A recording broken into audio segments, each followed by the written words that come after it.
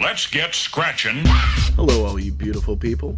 I hope everyone is having an amazing new year, and with the new year, we're trying to change up the format a little bit, hopefully getting a bit more of a consistent upload schedule and a wider variety of content, not just limited to payday. Today's video is going over a recent trip we took last December to Dreamhack Atlanta. I just want to give a shout out to the two people who not only made this trip possible, but the video possible as well. The amazing Cdawg for inviting me as her +1 to the event, and the tech wizard EvilEtho who let me borrow their EZIRL backpack at the event, letting me steal it for 6 hours so I may show you viewers the immense scale of the expo floor and what Dreamhack has to offer. By the way, if you're a fellow content creator and if you run into Etho at an event, make sure you sign up to rent an EZIRL backpack. The overall quality is amazing, it's fairly light, and the battery life is outstanding. My phone was gonna die before the backpack did. Anyway, on to the video. There are many facets to what make Dreamhack such an amazing experience, from the large-scale tournaments, both in video games and Magic the Gathering, to developers promoting their games, companies showcasing their amazing products, the out-of-this-world cosplay,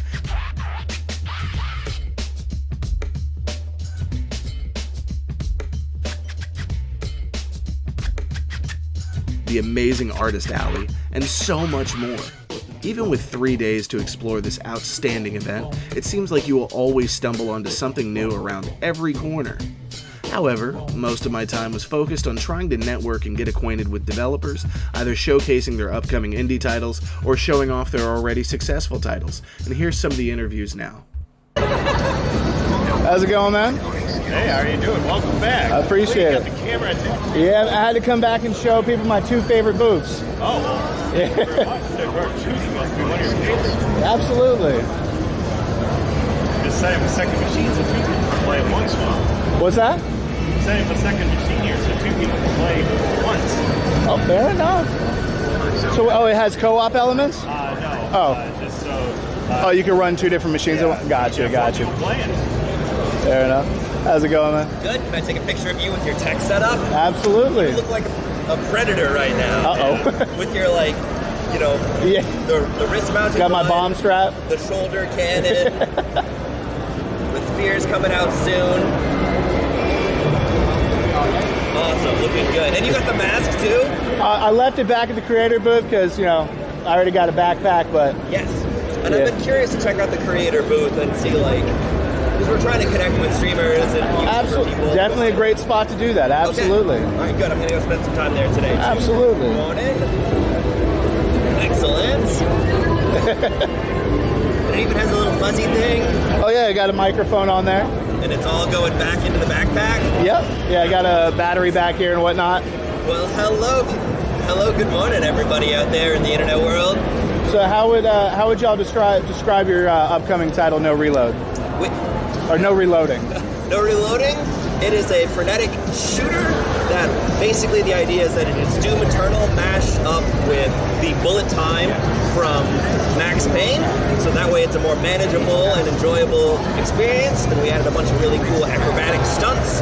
And so that way you're playing, as you play, the whole thing is to look cool. And as you combine stunts and look really cool, you heal yourself. And and yes, and it has roguelite elements, so that way you play until you die, you cannot reload, and then you get back into it. So, and we also call it No Reloading because the robot is a big nerd. He loves action movies and he likes the idea of just grabbing guns, emptying the clips, throwing them at the enemies, and then grabbing more guns and keeping going. Absolutely. No, it was. I played this yesterday. It was actually very fun. It wasn't too hard to learn the controls and all that. You grabbed it. It was awesome. Everyone who sat down, I've been stunned. Like, they just grab it. It's amazing. Yeah, absolutely. And the movement's very fluid. So if y'all enjoy that kind of thing in a 3D environment, definitely go for it.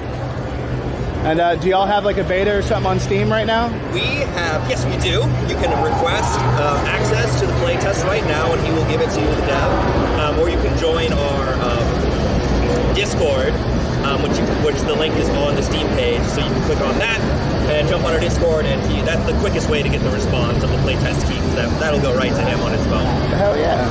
Oh, well, I appreciate your time, y'all. And our plan is to launch January 18th, January 16th. Okay, right around the corner. All right. That's right. Nice. January 16th. Keep an eye out for that, y'all. Wish list between here and there. Thanks. Anytime. Thank you. How's it going? How's it going, man? And not bad. Had to come back and show my 2 favorite booths. Thanks for coming by. Anytime. You want to play some? Actually, yeah, I'll give it another shot. Yeah. You're actually right in a boss battle with the Goblin King right now. Okay. Taking on the boss. So you remember from yesterday the status effect combos. So you use Fearsome Blow to set up susceptibility to the bleed status effect, and then you follow up with Stealer's Wheel to inflict the bleed. Ah, okay. Bleed will deal extra if an enemy or yourself has a bleed status effect. You'll take or you'll deal extra damage. Once they have that status effect, it's like a 12% chance with Stealer's Wheel, although Fearsome Blow does increase it by 20%. So once you get the bleed on an enemy, you can follow up with a combo attack. In this case, it's hack, and it'll do triple damage. Woo. So I know I spoke to you earlier yesterday about your upcoming title. How would you describe Edge of Allegoria to the viewers? So the Edge of Allegoria is a 2D top-down turn-based RPG. It's modeled very closely after the classic Game Boy games. A lot of classic RPGs like Pokemon, Final Fantasy, Chrono Trigger. There's a lot of inspiration from the good old days. Except instead of collecting monsters and battling with them, you're fighting everything yourself and collecting weapons and mastering weapons to make yourself stronger and take on even bigger bosses. It's not a kid's game, I gotta say. Nothing wrong with that. I grew up playing Game Boy games, but the games didn't grow up with me, so I had to make something that was more my scene. Absolutely. That's it. How long has this been in development? 2.5 years now. I understand you're looking to release before the end of next year, correct? Yes, that is correct. I'm hoping before the end of next year. I'll also have a Kickstarter coming in February that'll hopefully be able to speed things up a little bit more. Absolutely. And I understand that you're planning on releasing this on Steam, right? That is correct. Are there any other plans to releasing it to other consoles? I'm hoping I can get that. Right now, I just want to get the PC version done. Absolutely. I'm also looking for maybe help from publishers to point me in the right direction, because this is my first commercial release. So any help I can get to figure out what I'm supposed to do would be like hugely appreciated. So this is your first game? Well, I made a bunch of games that I've been making games for years. It's like a hobby. But this is my first real like commercial endeavor. I'm trying to do this for a living. Nice. I love that. It looks like the whole power of the Nintendo. Yeah, man.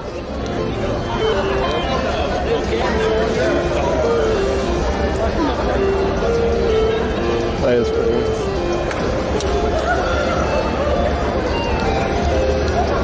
Oh fuck, that's not a chest. Oh, we got a fucking mimic. Like a D&D Pokemon.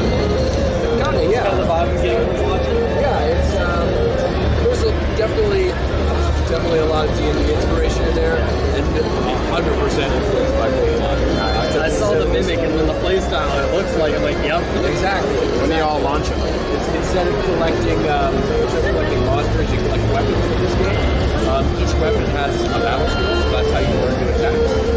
You use that weapon's battle skill to master that weapon. Once it's mastered, you can use that skill without the weapon equipped.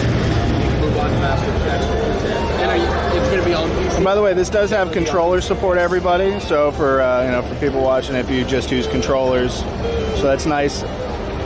It's actually very responsive too. Yeah, there's a demo on Steam right now. I'm looking to launch by the end of next year. The QR code has links to the Steam page, to wishlist, and try the demo out. There's also links to the Kickstarter pre-launch page. Kickstarter.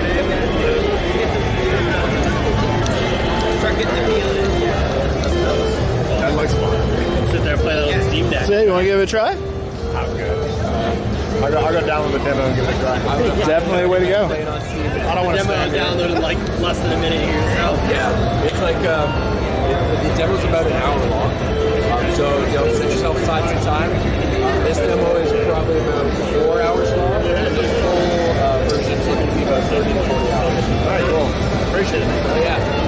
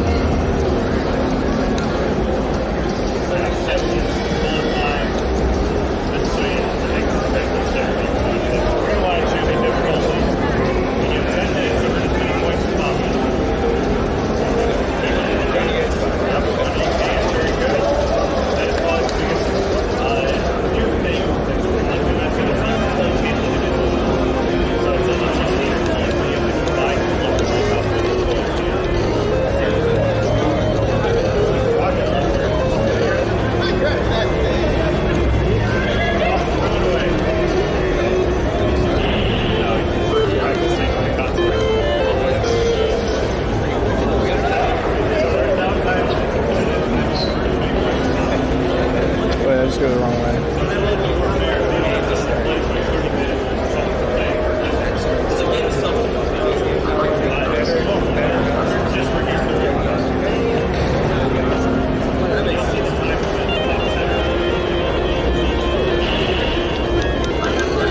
You're getting a lot of goblins because you're in the Goblin King's dungeon. Fair enough. Other dungeons are like there's different themes to the different dungeons. So this one is the Goblin King, so obviously there's a lot of goblins. The next dungeon is the Earth Dragon dungeon, so there's a lot of like rock-based monsters. Okay. There's other ones like Air Dragon's got a lot of flying monsters. There's lots of different like they're all spread out everywhere. So if you want to fill up the bestiary to learn more about these creatures, then you have to explore every corner of Valkyrie.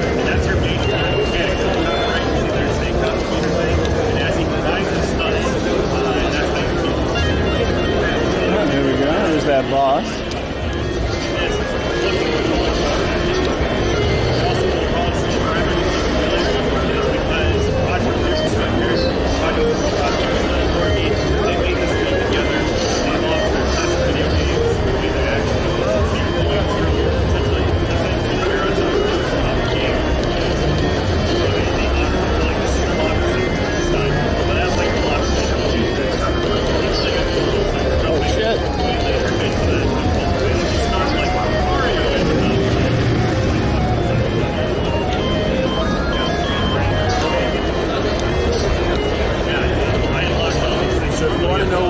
What the attacks or the items do, you can press the start button and it'll bring up a little menu that shows how much it heals, or if it's a status effect item or something like that. So I'm guessing the Band-Aid was for bleeding. Bleeding, correct.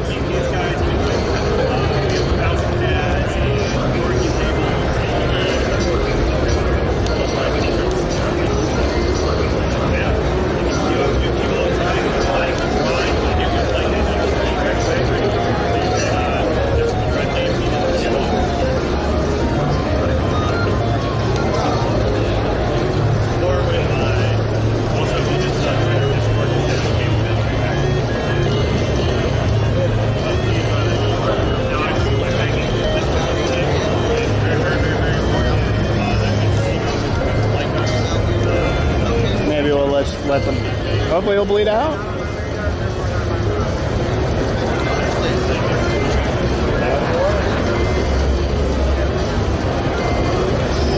There we go. I'm a brand new player ability. I can people There we go.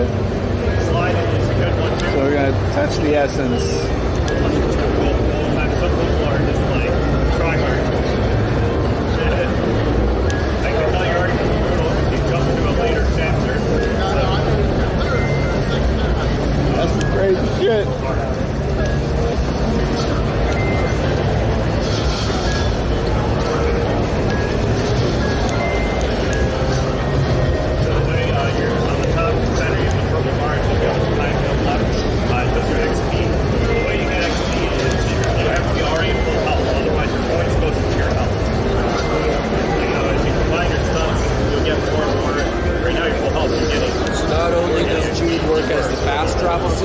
As you got damaged, as you saw, Jude will rescue you if you die. I noticed that. Jude will also sleep in the way of places that I don't want you to go to. Fair enough. Until you complete certain conditions, of course. It's like I use it as my narrative device. Ooh, that is a big map. Oh yeah. I turned off all encounters and I took out all the blocks and did a walk one day. It takes about an hour to travel everywhere. Nice. There we go, back in town. Oh, I appreciate y'all letting me play that again. Hey man, thanks for coming by again. Not a problem. I appreciate playing your game. Oh yeah. See you around. Yes, sir. All right, let's see what else we got here, yo. So with Bonbon, I wasn't specifically part of the development team for that. I just did one sticker for them. But basically, Bonbon is a turn-based RPG game where you can bake goods in order to like defeat it's a very candy / like bakery pastry-esque like world. Okay. And that's Let's say it looks very clean. I'm loving the visuals. So one of our awesome leads over there is named Boo. So he can, if you're more curious about more information about it. Absolutely. I'd love to chat with him.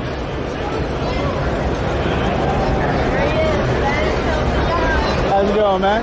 It's going good. How are you? Another day in paradise. Hey, what can you tell me about Bonbon, man? Yeah, so Bonbon, it's a baking-themed turn-based JRPG. And so what it means by that is you use baked goods to like food and like different like pastries to fight against these creatures. So they're like magical, and you can use them to imbue your characters. I was about that. So like you kill them, and then you get like their resource or sugar, whatever the That's really awesome. And how long is this taking you to develop?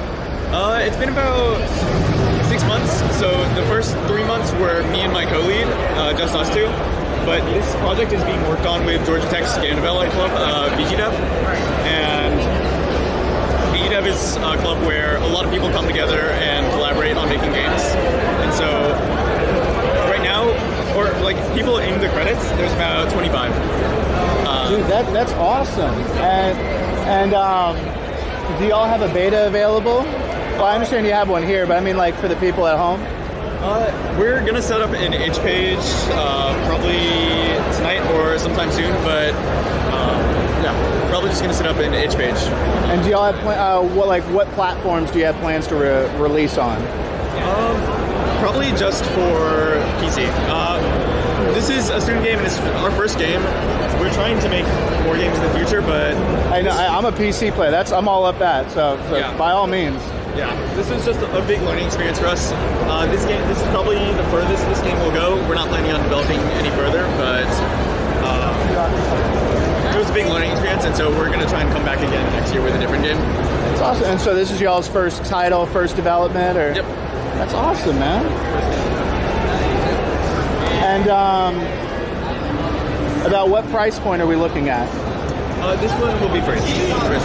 Really? That's awesome. Yeah, and so we'll just have an itch page. You can find it on probably sometime in the next few months, you'll be able to find it on Georgia Tech's game development website, vgdev.org. If you just look at like VGDev, VGDEV, you'll be able to find it. And it'll be featured on the front page there.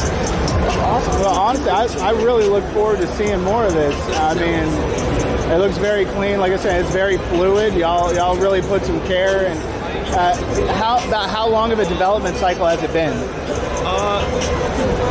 It's been about 6 months so far. By development cycle, do you mean like just like from start to where we're at? You know, that's right. You did say 6 months earlier. Yeah. That still blows my mind. And about how long would you say it would be from start to finish? Start to finish? I know that's kind of a rough guesstimation. Yeah. If we were to try and finish this, the original plan was to do 8 levels. Right now we have 2. Okay. To get 8, a lot of the like system architecture and infrastructure is done. Most of the stuff we need is just our assets now. It would take about another 3 months, I think. So probably about 8 months full cycle. So from start to release was about 8 months. Dude, y'all just blew like so many people out of the water with that. It's been rough. We worked on this project. There's it's a team of like a core team of 4 of us that have worked on this at least 20 hours a week.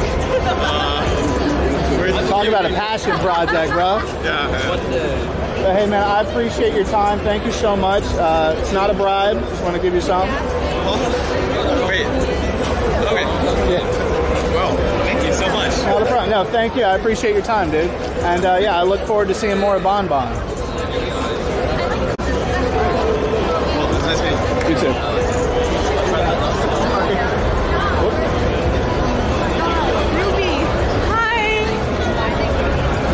Like an air combat shooter. Thank you. Yeah. So how long has it been in development?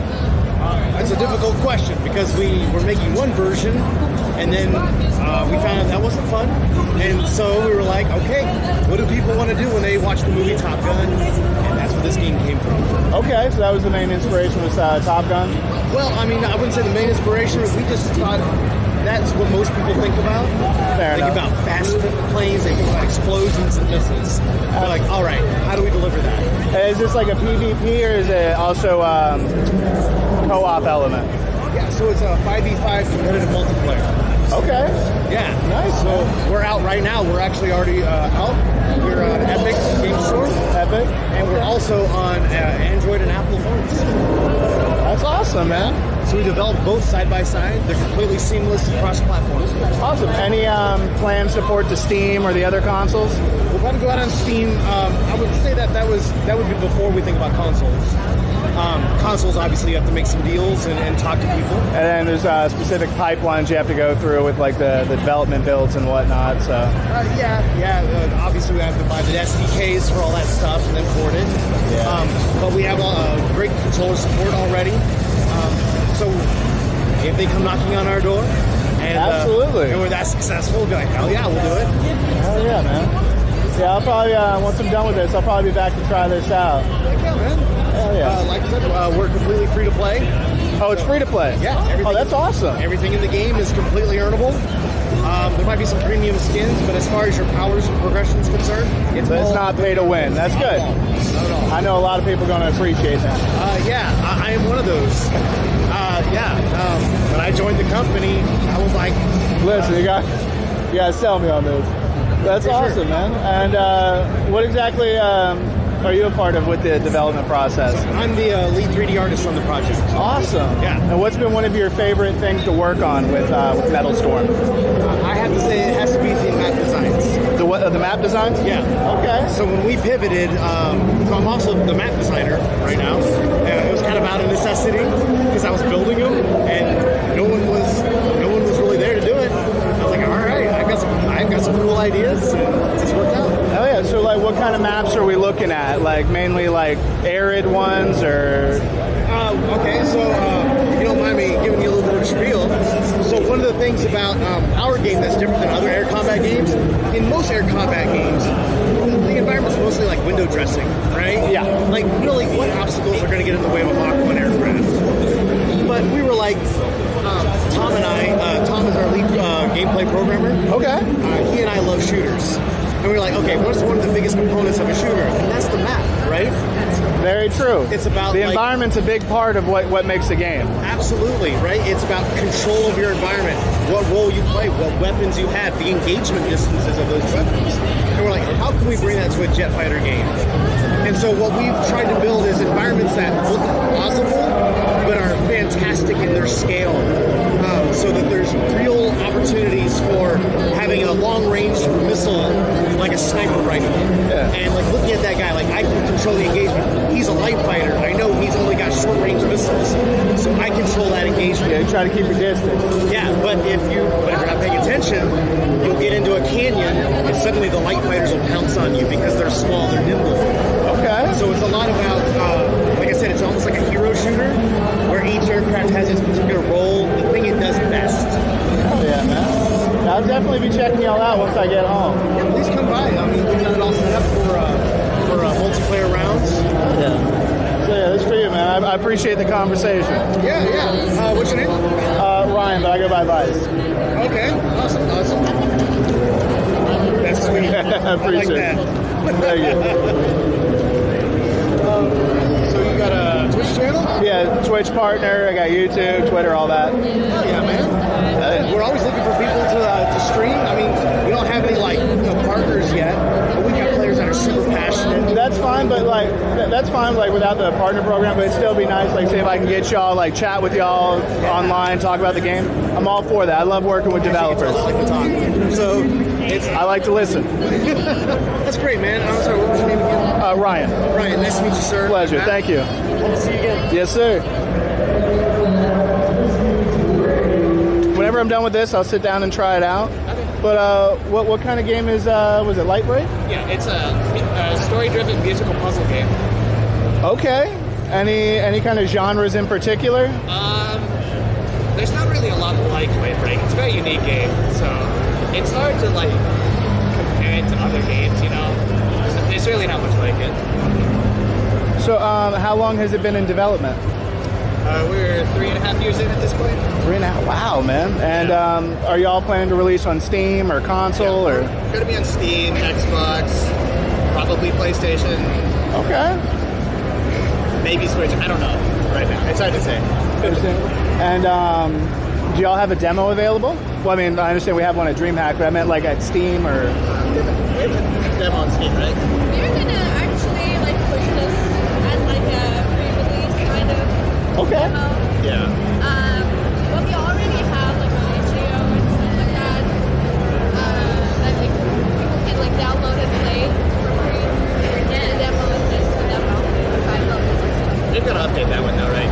Yeah, we have That's to an older update one at this that. point. Yeah, so this build is like the newest because we like polished it as much as we can for Dreamhack. So. Absolutely. And what inspired y'all to make a game like this? This started out as a game jam all the way back in 2020. And what was it? The theme was like repair, I believe. What was it? The theme of the game jam was repair, I believe. Okay. And since we had like a strong sound team, we just had a lot of people who did a lot of music who were like, let's make a game where you like repair music. That's an interesting concept. I like that. It was a good concept. It ended up winning us the jam. So congratulations, y'all. Yeah, absolutely. Yeah. So we just decided to run with that idea, flesh it out as much as we can, attach a story to it. I like it so far. So if you can give a brief synopsis on the story without giving out too much, what would be the... I am not the story person. Okay. It's like, how does it go again? It's like Ava goes on a journey because I forget. You think I know this by now, but she's just kind of this like adventurer soul, and she wants to know what has happened in the past. And apparently, like in her mom's past, there's some interesting stuff that she doesn't know. And in her travels, she discovers something like one. And there's like different characters in them, and then one of them is really evil. It's like this evil wizard. Just the person breaking all the music. yeah. That's awesome. It's really interesting. I appreciate your time, y'all. And around when are we looking at a release? Best guess is probably this summer. Again, that's obviously could change. We don't know yet. We don't know how things go, but that's what I'm hoping for right now. Fair enough. Well, I appreciate it, man. I'll be back whenever I'm done with all this. I'll try out your demo. Appreciate you. How's it going, man? Hey there, how's it going? Not bad. You one of the developers? That's actually this guy right here. How's it going, man? How's it going, man? Pleasure. Nice to meet you. So really caught my eye. It's really interesting. What can you tell me about the Paradel? So the Paradel is a kind of Zelda adventure mixed with a little bit of Minecraft farming. Minecraft building and Stardew Valley farming. But you use magical elements, spells instead of tools. You just do like all kinds of. Sorry, man. No, I'm sorry. Not good. You. Okay. It's just like, yeah, man. Thank you. Right. So look, it's basically Wind Waker combined with like Stardew Valley with a little bit of Minecraft. And when you put all that together, you get like a sandboxy kind of adventure game where you get a blank canvas when you first start and you can create the world how you want it. Awesome. And it's a single player game? It is single player right now because it's just solo dev. It's just me. Absolutely. And how long has this taken you to develop? About 2.5 years. Has it been just you? Yeah. Fuck, that looks really great. I appreciate it, man. There's like definitely like you can get like this little dude right here. I got like a uglier version of him on a marketplace that you pull it in a blender, clean it up, size it up, animate it, and then take it into Unreal, give it some nice shaders, include it in the world. So like, I don't want to say like it's from scratch because that I think would literally be impossible for like one person. But like, I want to be clear, like my hands are on every inch of this game. That's all. Even the music, the sound design, all that. Well, actually, the music recently, this song got added by a local DJ. He hit me up and he's like killer. His name's Violet. Yeah, he's killer, and he made this track for me because he heard I was coming here. So that's awesome. Yeah, and whatchamacallit, is this just going to be on Steam? Do you have console planned? Right now it's just Steam. I would love to take it to consoles, but that kind of depends on some scale. This is actually the first time I'm kind of showing it publicly. As you can tell, my public speaking maybe isn't the greatest. Hey, but neither is mine, man. Don't worry about it. Yeah, but yeah, so I don't know, man. Maybe if it like takes off a little bit, some people look at it really cool and like joining the Discord and Absolutely. And is this your first project? This is my first public project. Okay. I've been making games for about 5 years, and a lot of them were like smaller versions of this game. Like I just took the farming and I made like a little farming sim. I just took like a little Zelda-like adventure game, and then like used those smaller projects to learn how to like make the grant. I knew I wanted to make like this game basically before I knew how to code. I was just like playing Stardew Valley years ago, and I found out one guy made it, and I was like, okay. What's stopping you from doing the same? And I was like, well, it's probably time and a lot of effort, and we're just starting. So absolutely. And is there a demo available on Steam? There isn't a demo currently, but there is going to be a demo in the next couple of weeks from the Discord. Okay. Yeah, and then there is also there is a demo right here. Yeah. That's it. When I'm done, actually, I plan on coming around and checking out a couple of these demos. Yeah, man. And there will be there's a farming festival coming up on Steam in the next, I think it's in April, and it's in there. So the demo will definitely be on Steam then, and then there's an internal one in the Discord in about a month. Dude, that's awesome. And what kind of price point are we looking at, if you could talk about that? So that is a little up in the air, but what I'm basically looking at is somewhere between 15 and 20. That's definitely reasonable, especially for the quality that you're presenting here. I mean, I appreciate that. Not a problem. And like, what would be like the scale of the game, like the world itself? Like, so currently, right now, it is what I'm working on the alpha, getting all of the features in. I'd say I'm like 90% there. Okay. There's a couple things I still want to add, and then I'm gonna just start building up with the content. Have you ever played like farming games, Stardew Valley, Harvest Moon? Yeah, absolutely, yeah. So like, we'll have like the NPCs and relationships and like community building kind of jazz, but and actual story. But right now, that was gonna be one of my questions. There's a story. Yeah, right now it's sandbox, but that's on purpose because it's a very system-heavy game. Basically, you have these 4 elements, and they interact with the world in the way that you would expect elements to. It's not like just like a particle system that does damage. It's like the fire burns things, but not just like certain things, like everything. Except for you cannot cut down trees, and you can't like destroy the ground. It's kind of like a little bit of an eco-aware kind of game. Okay. So what you do instead is you put in effort through like actions such as like farming, fighting, foraging, and it was going to be fishing, but I actually changed that to just animals in general. So like you can raise like cows and goats and stuff. You earn these different elements, and then instead of having to build resources or like farm resources to build something, you actually just put in effort and you earn this mana, and you use that in your building system. Your building system, you can. That's an interesting economy. I like that. Thank you. Yeah. Economy of effort and timing. That's the 2 things. Because the other thing, which it'll actually come up in a sec, there's this little 3-prong wheel that like basically every day is associated with one of the 4 elements. Every week of the season is one of the 4 elements, and then every season is one of the 4 elements. And as that rotates through the year, you get tons of combinations of like multipliers of like, sometimes you get like ×8 in certain elements. So like, hey, in the morning, in the first week of spring, do farming stuff, because I get like right here you can tell, like right now you get ×4 the earth. So it's all about like timing and effort, which is like kind of how I made the game, if that makes sense. Yeah. So like, Dude, that's honestly, I'm excited to see it. And about when can we look for a full release? So what do you plan for or try to go for it? 12 to 18 months, because I got to have the alpha out, and the alpha's got to get tested, and then once the alpha's done, 6 months to beta, and then 4 months to release. That's awesome. Yes, that's assuming I self-publish. But crazily, like, some people have been talking, who knows? Like, it could be sooner. It definitely could be sooner. So if people join the Discord, they can find out about that. Absolutely. That's nice that you have a Discord and whatnot. You mind if I get a shot of that? No, not at all. Please. Yeah, guys, you definitely check it out. Hey, man. Mind if I grab one of those cards? Not as awkward as I felt. No worries, man. Hey, man, Yes. I appreciate your time. Thank you so much. Thank you, man. Yeah.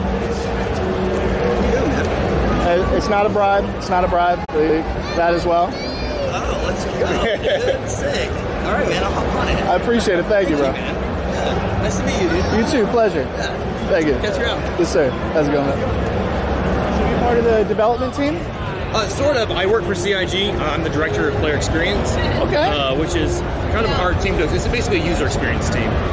We're in charge of understanding what the state of the game is because we're an open development game. So we make part of the game, hand it to players, get their feedback, and then we just keep moving along iteratively with them. That's really awesome. So it's my job to kind of process all that, along with, it's a buggy game, so all the bugs that come from players, we process all that, get that to developers to get fixed. Well, I imagine with something quite as expansive as this, you kind of got to work in tandem to really.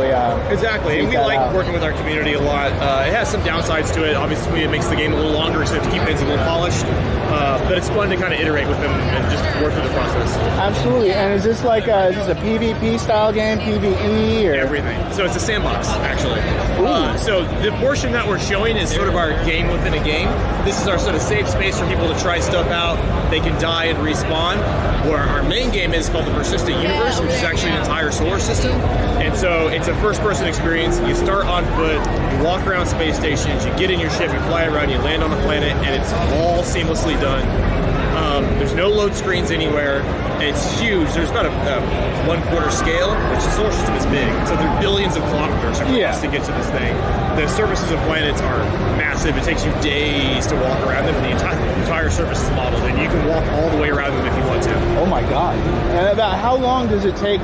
Like, how long has the development process been, if you know off the top of your head? Like, it's been about 10 years. We've been at it for a while. Like I said, it's slow staying down a bit when you release stuff, but we also keep a live product going. So, essentially, once people are in, and our starter packages are about like 45, but once they're in, they get the whole game, and they've had access to the game ever since. So everything we put out, they get access to all of it. We don't charge for new content or anything like that. We're a crowdfunded game, and we're not a publisher. We're just a game studio and our fans, and that's it. That's something to be proud about. Just making it, not having to worry about anybody else telling you how to make your game and all that. Yeah, it gives us a lot of freedom. It gives us a lot of freedom, and it gives us a lot of ways to be ambitious and just take some risks. Like, absolutely. That publisher might shut down, but we can just do stuff. Absolutely. Yeah, so it's super fun. And what was like some of the main inspirations for this? Just being able to explore and whatnot, or? I think the inspiration. Well, you ever remember Wing Commander and stuff? I do. Yes. So the creator of Wing Commander created this.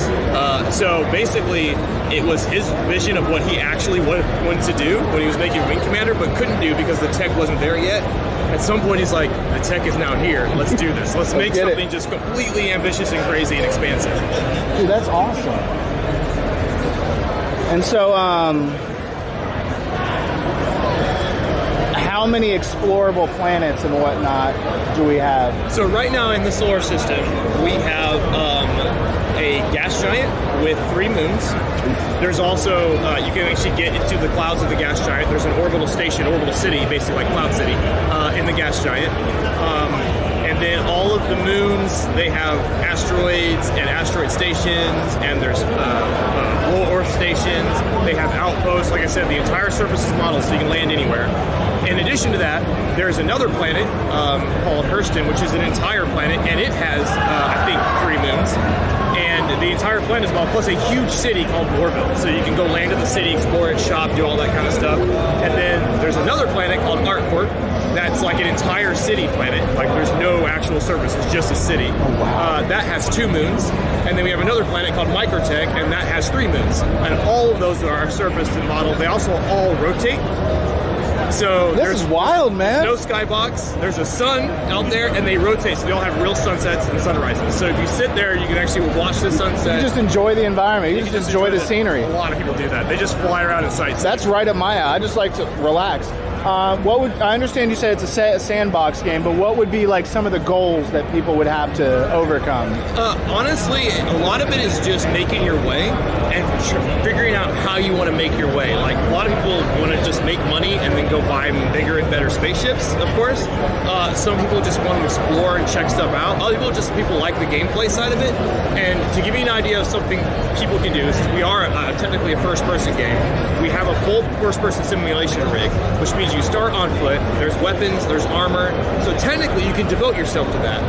You have to use a spaceship to get to places, but you can go land, you can go clear buildings, you can just fight with your gun and do all the first-person shootery stuff that people want to do.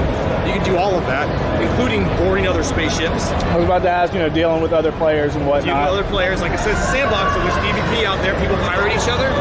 That's up my alley. Sometimes when you pirate somebody, you've got to disable their ship. Once you disable it, you got to get on board, and they might be defending it. So it's good to have those FPS specialists on your team who just want to do that.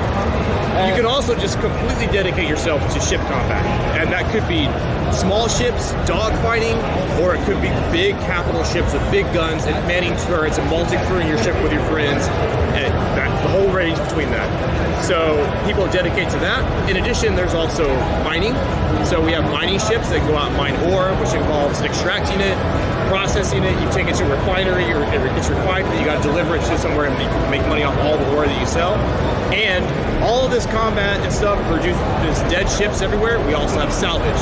So there's salvage dedicated ships. People can go around, strip the hulls off of those ships, and then just destroy them, incorporate all of them, and they get materials that they can sell. You can also take the weapons off and sell those. Dude, that's wild. Yeah, there's a lot. And you said this has been around for about 10 years now? Yeah, slowly in development. We've been releasing bits and pieces as we go along. We're probably in this next year, we're going to release an entire another solar system. So we're going to add one more to the fun. Dude, that is wild ambition. And it's wild because you have all this content, but it's only basically a one-time, you just pay for the game and then the rest. Yeah, our funding model is kind of different. So basically, we have all of the ships in the game. You can buy the vast majority of them. You can buy.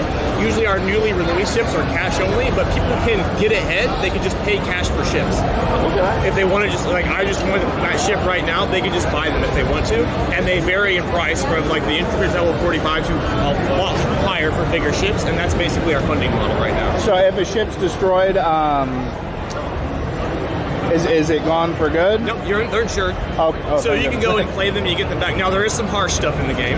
If you have, now it's cheap. If you go buy your armor for your first-person, you have your weapons. If you die, they drop. So you can go back and recover them from your body if you want to, or you're just without those. So there's still a risk of losing resources, just the main stuff like ships are insured. Yeah, the ships are insured. That's great. But death is meant to mean something in this game. And actually, one of the long-term goals of the game is that death is actually permanent for your character. You'll have a few lives to get rid of it, but we want to bring back the concept of permadeath. I mean, it makes people think twice about their act. That's great. It does. It gives people very realistic behavior about how they do things. So it's nice to have consequences for their actions. Yeah, absolutely. Hey man, just gonna put that there for a second. I really. Yeah, absolutely. Yeah, sit down. Fun. Yeah, thank you. Because I really appreciate the chat, man. Oh, that's super cool. Yeah, I appreciate you. Here's that. Awesome. Thank you. Not a problem. I'll definitely look forward to playing this. How's it going? How's it going, man? Pretty good. Just kind of checking out your booth here. You've so basically like a film academy. That's awesome. Yeah. So we train people in Georgia how to work on film sets in Georgia. So Georgia has a ton of film that came here, but when it kind of rushed into Georgia, the talent wasn't here yet.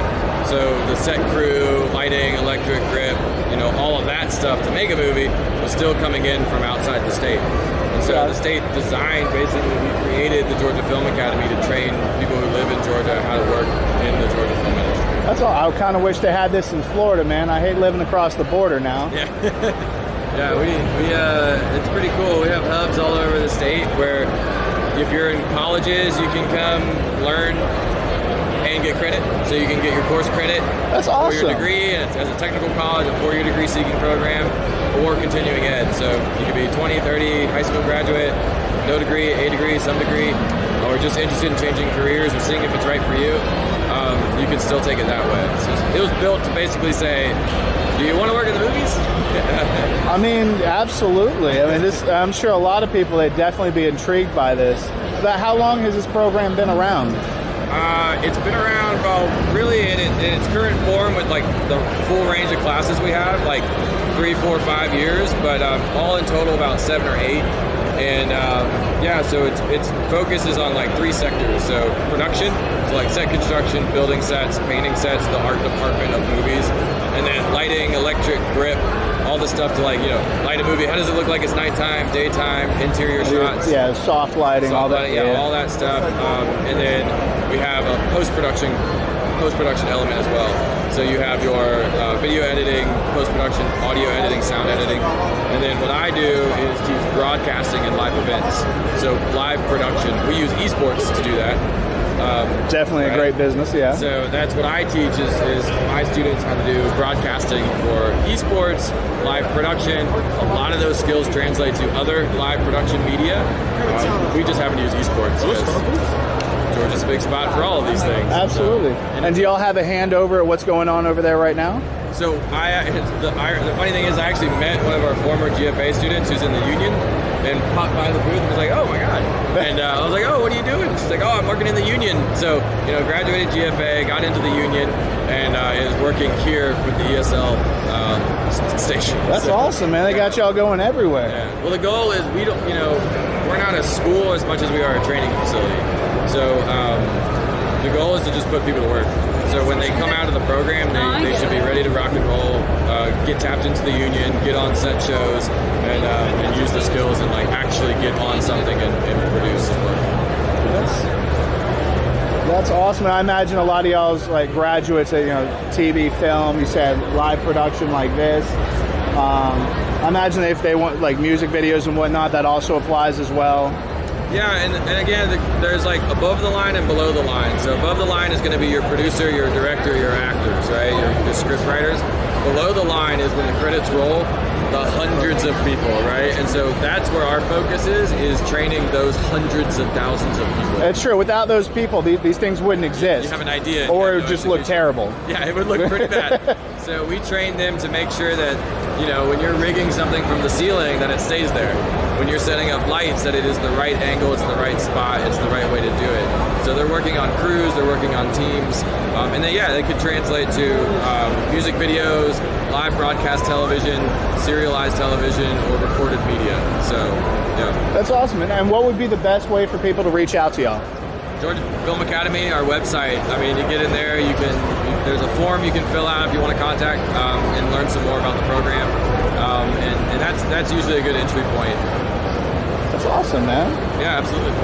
Appreciate your time. I'm just going to get a shot of that if you don't mind. Yeah. And yeah, guys, we also got a QR code if you want to scan it, take a look at it. Really informative shit. Actually, honestly, it's something that I wish I can get into, especially it's a shame I'm across state lines. So these are two of my students from a production on Thursday. They went through the program and then class ended. We follow the same collegiate schedule, but there was a conference, an event, and we had a college competition in Brawlhalla and for Georgia State colleges. And so these are two of my students who are the broadcasters for that event.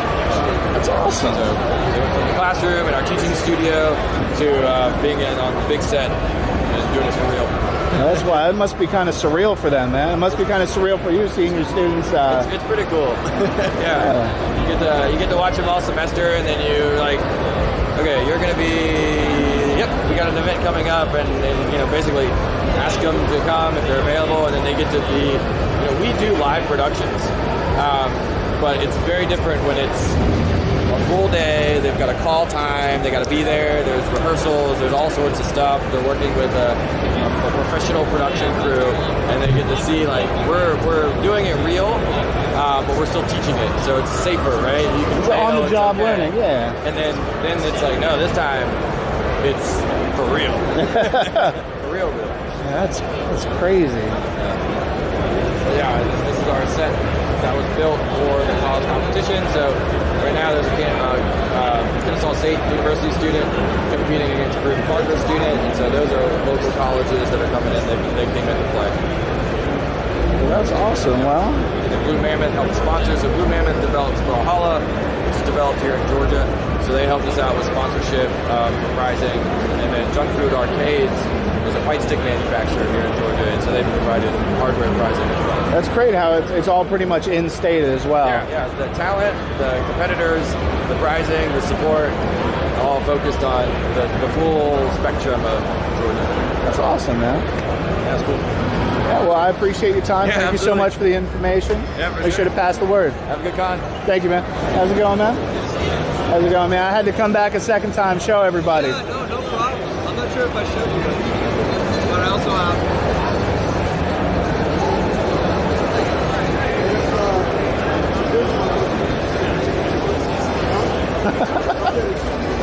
So, as you can tell, you didn't see anything. It looks like I control my mind. Essentially, I control any device, any Bluetooth device, which is from now and in the future. I can't imagine any other devices not being Bluetooth anymore. That's not going to go away.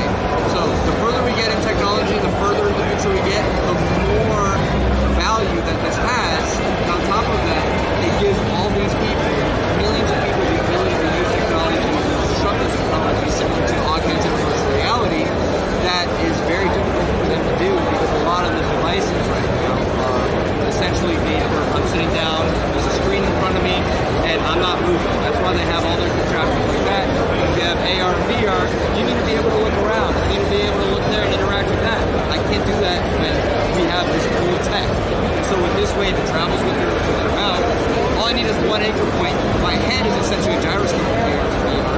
So it's like point and click. Like I can shoot down spaceships in the sky with what looks like my mind just by moving my tongue to the right once, and it doesn't look like I'm doing anything. It's minimal effort. And on top of that, there's a certain magic that comes from not touching anything that you're like, wow, like I'm doing this right now. I'm not lifting a finger. It's the most minimum effort. And on top of that, you have instantaneous reaction. So like for instance, like even in like a scary situation or like military use or whatever, if I have to use both my hands to do something, I have this other hand that can effectively reach into my pocket, take out my phone, call 911, send GPS, start an alarm all at once. So it's like you have a level of multitasking and superhuman that is not possible right now because our technology is always limited by the outputs of our hands. But now imagine we have a third hand that essentially just comes down to the keyboard, comes down to whatever, and is able to do things that weren't possible. So now you can do like two-person tasks that will require the other person just to do like one or two things, and you just can't do it because your hands are weird.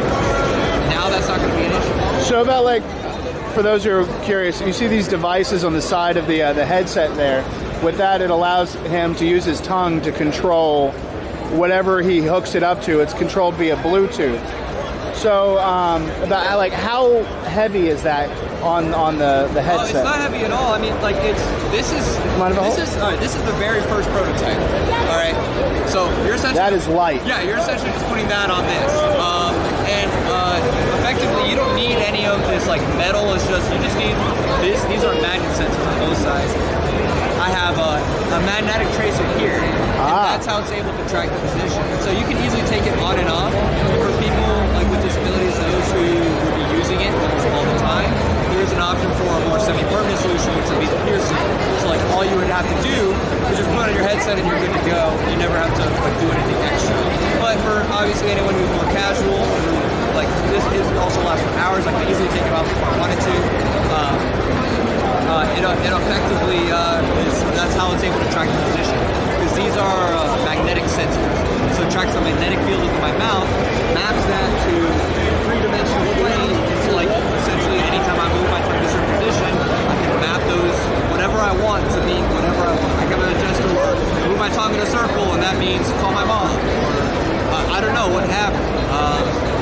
But yeah, the possibilities are honestly endless. Anything that requires technology can now instantly access, and accessed by anyone with any physical limitation. Like for them not to be able to use their tongue, which does happen, that's a very, very, very, very small percentage of people. And how long has this been in development? I would say I came on the team around 3 years ago, and it's been about, development, I'd say around 4 years, at least for the actual company. This has actually started several years before at Georgia Tech by our investment. We've since acquired the patent. He's actually with us as well. Okay. So it's been really awesome to see this technology happen, see it progress, see us connect to all these different devices. Because it originally started off as solely controlling like your wheelchair, and now we've progressed to other kinds of avenues as well. We imagine that this would severely help the independence of a lot of people. Because now it's not even just the fact that it's discreet, it's easy to use. It's the fact that it's compatible with a lot of the other accessibility devices out there, especially ones that use like the head array or the gyroscope. If I have a quad stick, I put them out there, that's not really compatible, right? But with this, now I can have this like as a cursor and have this as like a point and click. So like I can like do graphic design and use all these softwares very easily by just like dragging and dropping, clicking things, doing stuff that like so much easier that wasn't possible before for a lot of people. And it's exponential when you combine it with something. It's like the same thing. If I have one hand, this is cool, I can do one thing. And then two hands, I can multitask two different things. I can multitask the same thing, and I can also like combine them both to do something at once. So it's like an exponential amount of abilities that we're able to do, which I would imagine would give a lot of freedom to a lot of people, and it would change lives. And is this available right now to the consumer, or is it still in development? I wish. Right now, we are trying to do business to business and get some funding and hopefully be able to improve the technology because we want to adapt machine learning. Right now, we have a threshold-based algorithm, which is based on we want it to be where you can gestures and anything like that. Eventually, even maybe do away with the magnet, maybe use like a kind of heat capture instead that uses machine learning to capture the tongue and be able to recognize when you're trying to do something. That's an avenue. We do have patents on this stuff, by the way, so there is that. Hey, that's good. I'm not just like speaking this out of the so yeah, we do have a lot of plans for that, but we really just need funding right now. That's why we're also doing Kickstarter crowdsourcing sometime soon, because there's been a lot of people coming up asking about donating and asking if we start their crowdfund. I said we should have done this a while ago, so I hope that this will, further incentivize like Cub and everything to get that going. Because I really feel that a lot of people would see what I can see right now, what it can do, especially if I explain it well. Yeah, I'm glad you explained it like several times today. I do appreciate you. And thank you so much for your time, man. Thank you very much. Awesome. Honestly, best of luck with this. I think this is really wild and game changing. I appreciate it. And also, just curious, would I be able to see what you record? Are you going to upload this somewhere, or what is this? Right now I'm live. The VOD will be live whenever I'm done. Okay. And whenever I get home, I'll see about maybe editing everything together. Okay. And yeah, man, it's just, super happy to catch you. This, like I said, this is wild. I know I have a couple of friends who are kind of disabled or whatnot. This would definitely be right up their alley. I can't wait to share it with them. That'd be amazing. Yeah. Do you have my contact info? I don't actually. I gave you mine though, right? I don't. I have a lot of. Give me a lot of cards. But make sure, yeah, I'll definitely reach out to you. Oh, you have not given me this. This is awesome. I appreciate it. This is cool.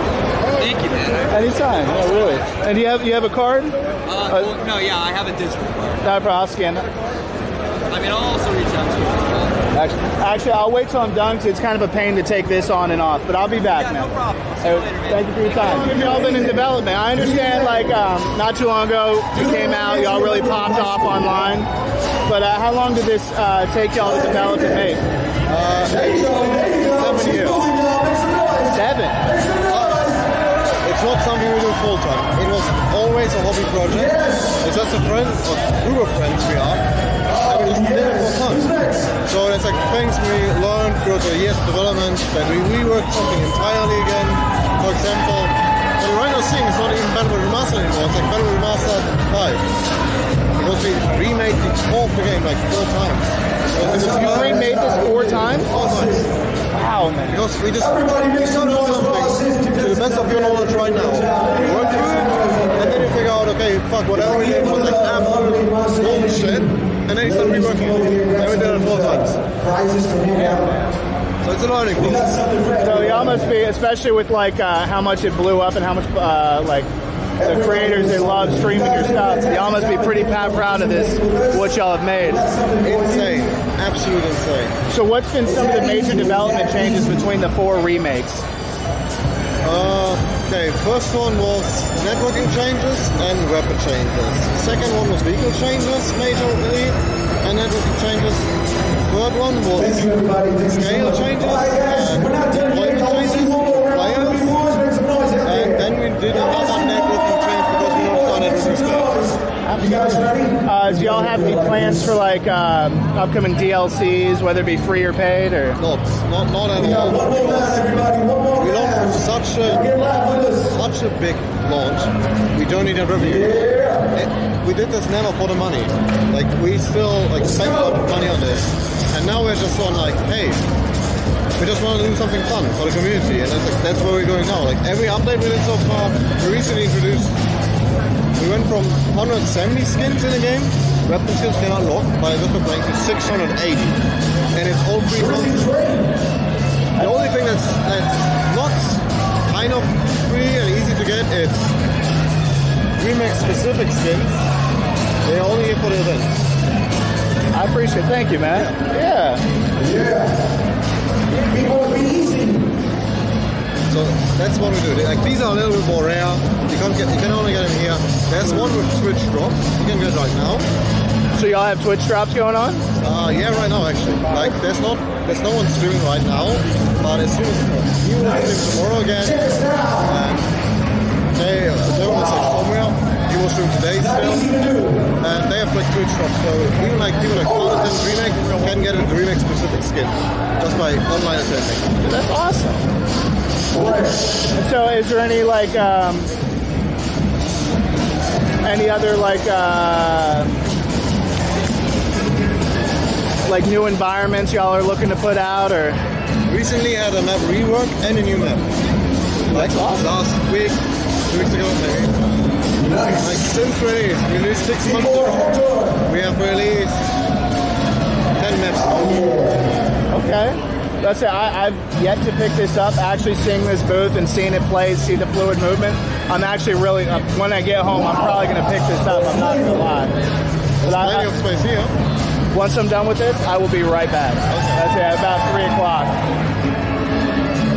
And what kind of inspired y'all to go with this particular style? It originally started with the other 2 developers. I'm not the founding part of it. I joined the ELA.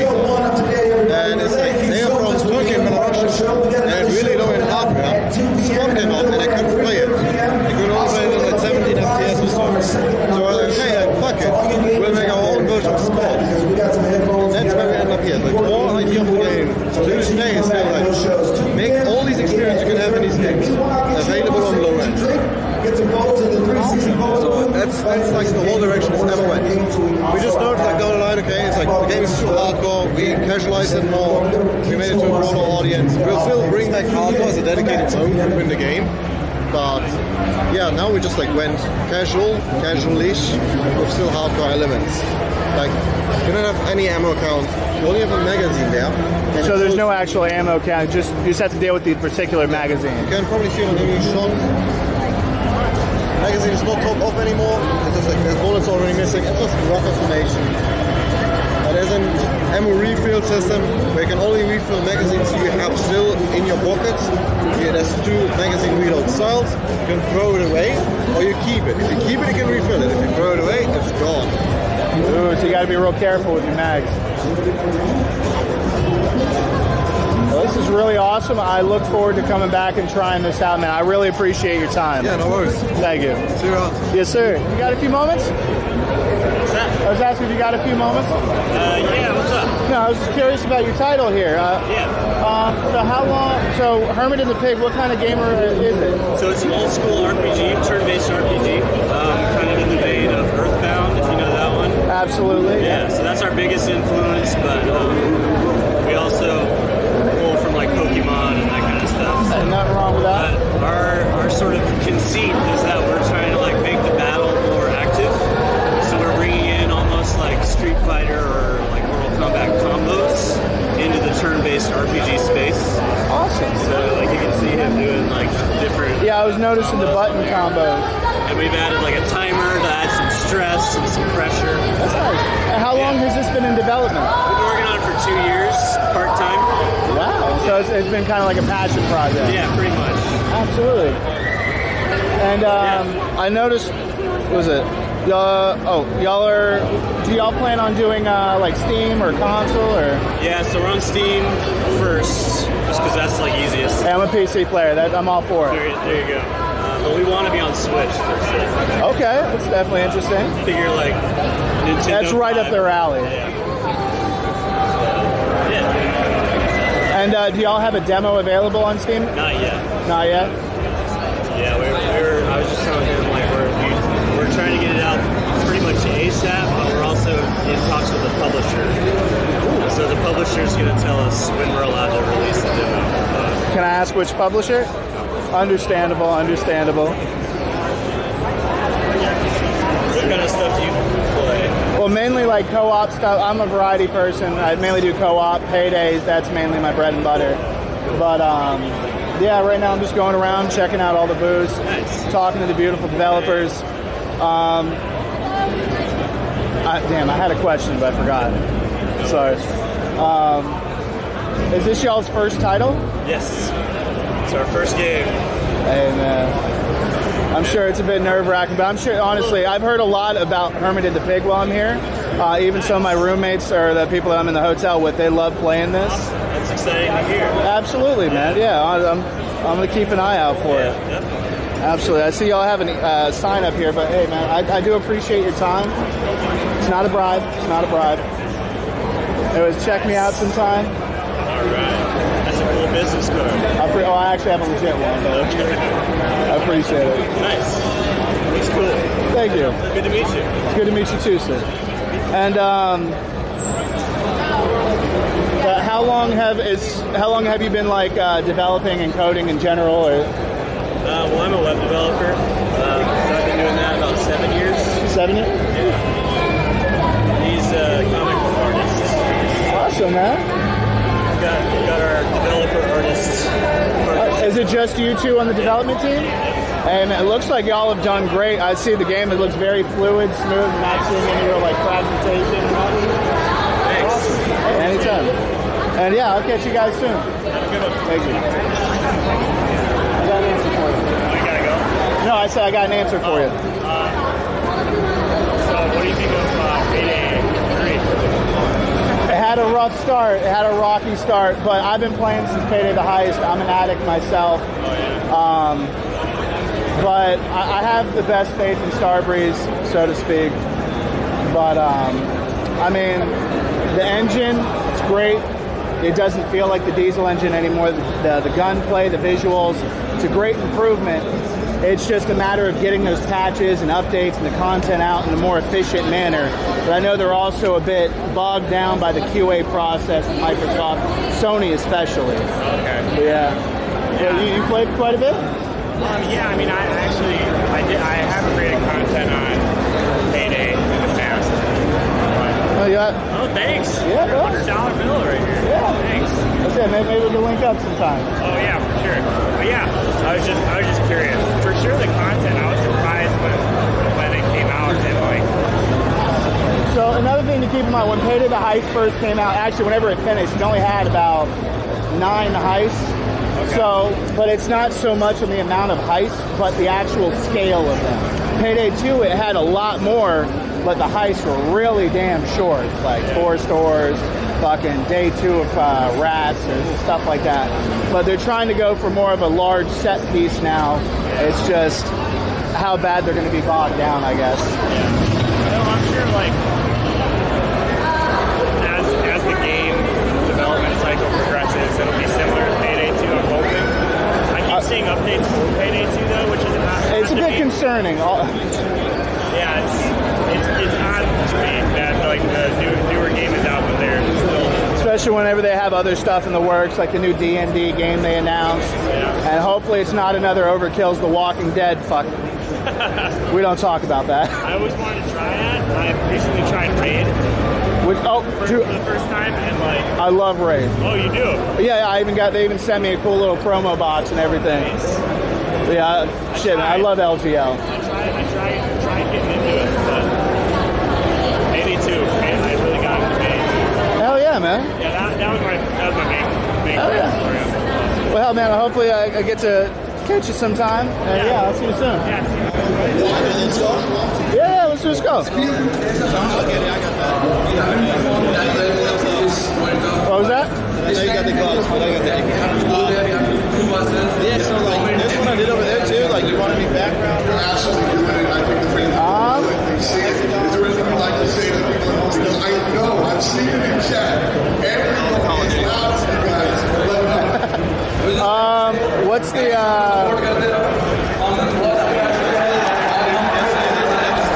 I'll do the X. Alright. Well, you knocked them out on the stage. Black or white? Black. All you regrets. What's that? Okay. No worries.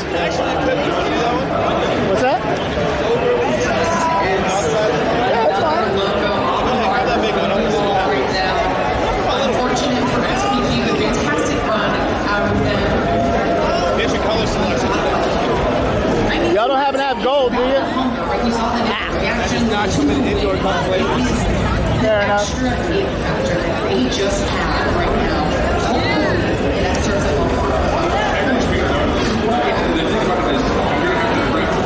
what we just saw, and it's just like how did that happen? After a bunch of matches they hadn't played yet this weekend, you know, they come in with a certain kind of vulnerability to being in, you know, the India sub-region, which we didn't know how good that region was going to be in total because of years past, but for them to come out and put up that kind of a showing versus an SPG team that I was very wrong about yesterday, and they look like they could be one of the three teams that's trying to move on with all three teams. I would have a hard time sitting down and trying to figure out how to do that kind of thing.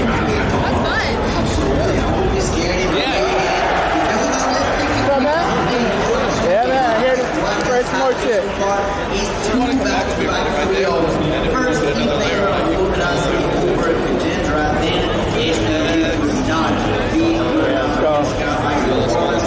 Yeah, man. We'll see each other tomorrow, and I gotta see Yeah, I appreciate that, Higgy. Thank you, man. Very, very impressive. Do what? Of the competition that we have here today. So, yeah, you're like half and half. I like that. The last two teams being 2 to 1, rounding out our top. Return, it will be Q9 versus Powerhouse for match 3 on the day's Let's do the other side. I'm gonna recommend doing like a half right, so it comes out like one right. Position.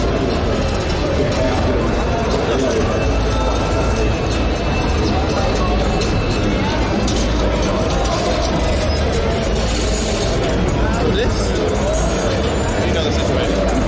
Let's let it dry for a bit. Is it cool if I come back and pick it up? Appreciate it. Let's go, man. I love y'all's booth. It's so interactive. Lets me be a little degenerate. That's what we like. Hell yeah. We like our degenerates. You trying to paint? No. You got some metal ones? Yeah. Ooh, I'm loving. I'm a sucker for gilded things. I love the black and gold. Yeah. It is a clean one. Yeah, man. So how long y'all been around and doing this? That is a great question. How long have we been around and doing this?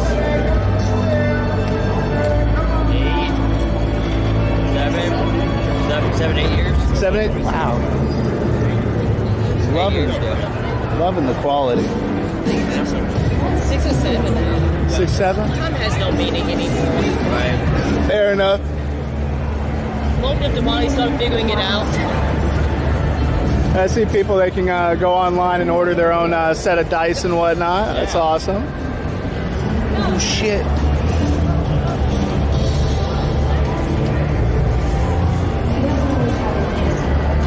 So y'all mainly focus on like tabletop stuff? Awesome. Yeah, lots of tabletop stuff. And then we have like leather bags and books and everything like that. Oh, hell yeah. Okay, yeah, I see the leather, the bindings.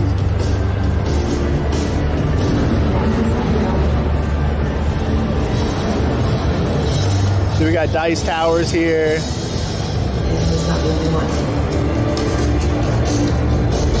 Oh, I'm a sucker for oh, we got the chalices.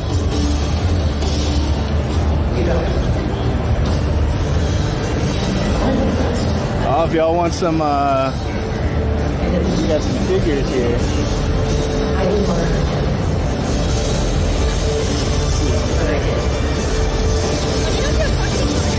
Absolutely. Love the outfit, by the way. Oh, you got mystery minis if y'all are feeling ambitious. Oh, fuck. How's it going? Another day in paradise. Yourself?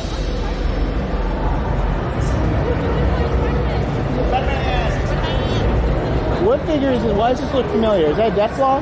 That's a Trask. Although, Trask. Honestly, it really does look very close to a Deathclaw. It does. I just started playing Fallout 76 recently. Okay. But yeah, I was like, oh yeah, that totally does look like a Deathclaw. Eerily similar. Oh. God, that is a monster. Is he cool? Oh, God. Got some mystery dice bags for y'all. This is only a few of the impromptu interviews we did on the expo floor. If you wish to see more and take in the scale of Dreamhack Atlanta, there's a clip to the unedited 6-hour video in the description. One of my favorite sections of Dreamhack, though, was the Creator Hub, where I had the privilege to get access thanks to Cdawg and EvilEtho. While I understandably wasn't able to stream inside and show y'all behind the scenes, let me say it was surreal to be surrounded by so many amazing content creators, both large and small. And while my anxiety prevented me from talking to absolute everybody, I did have the privilege of meeting some pretty awesome people as shown here.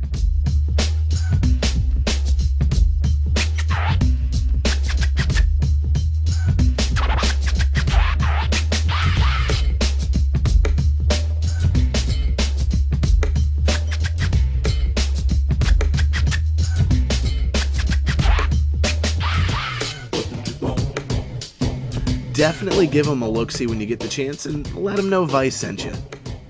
But more so, this slice of paradise was all thanks to these two amazing gentlemen, Bear, the influencer community manager, and Julian, the product manager for creators. And Julian has some words for y'all. Have you seen the new merch? This is the homecoming line. It was actually my first time coming out and checking out the booth. Yeah, I wanted to show it off. Probably too broke to pick anything up, but still want to show it off. I like it. You're too broke? Yeah, I'm a broke bitch. Sub this channel. What are you doing with your Twitch Prime? Nothing. Sub. It's not that hard. Click it. Bang, bang, bang. This is the guy. I appreciate that. Thank you. And thank you again, Bear, for letting me back there. Anytime. Yeah. You heard the man. Use that Twitch Prime sub. I was shocked to find out on the third day there was actually way more to Dreamhack Atlanta. Turns out there were other floors dedicated to tournaments, which I would have loved to film and check out, but I was so overtaken by the amazing expo floor, I couldn't bring myself to leave.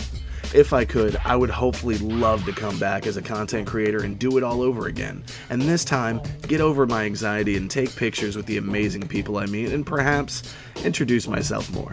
Dreamhack is more than an exhibition or an event, it's an experience, and the only way to really take in its awe and beauty is to actually go.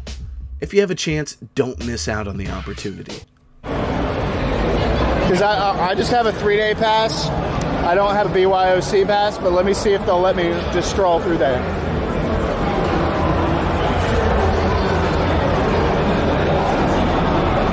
DC is part of Injustice, but not fucking Dragon Ball. Let's talk about Dragon Ball. Am I allowed to just kind of walk around? Okay, no worries. I appreciate it. Yeah, that's a no. That's a no, Chigger, but you know, I'll get as much as I can. We can look at a distance. Yeah, they have specific special passes for BYOC.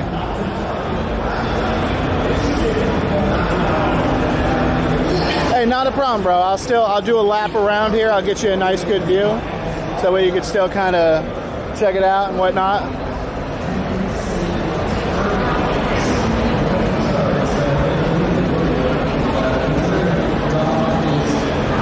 If there's anything else that intrigues y'all, I know we've done a couple laps here today, but you know what?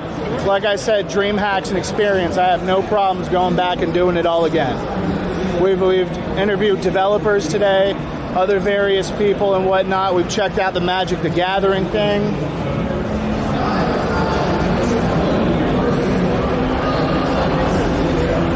It's really wild when you think about the scale of what Dreamhack has become, how it started off as just a group of friends in Sweden just trying to play some games together in-house. And it developed to this. This, some might say, is the heart of Dreamhack. The BYOC, the LAN. This is just, you know, extra. This is dessert, but this is the meat and potatoes.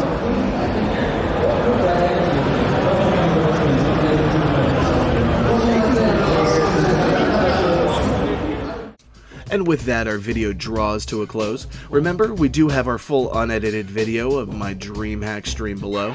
Again, a big thank you to Cdawg for inviting me, EvilEtho and EZIRL for making this video possible, and thank you to Bear, Julian, and your entire staff for making us content creators feel welcome and comfortable inside of the event. I hope you enjoyed the video. Please remember to subscribe to stay up to date on all future videos. If you liked the video, hit that like button. If not, dislike the video and let me know how I can improve in the comments below.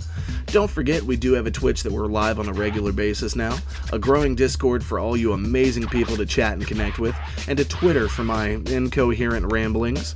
Make sure to follow and join to get involved with our community. Until next time, I'm Vice, and I'll see y'all soon.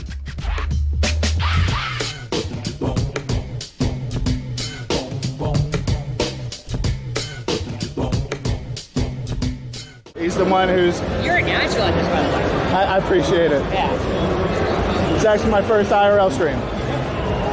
Yeah, talking to developers and all that, that's the shit you do there. That's great. By the way, guys, if you want to do what I'm doing here at Dreamhack, rent a bag, make sure you run into EvilEtho.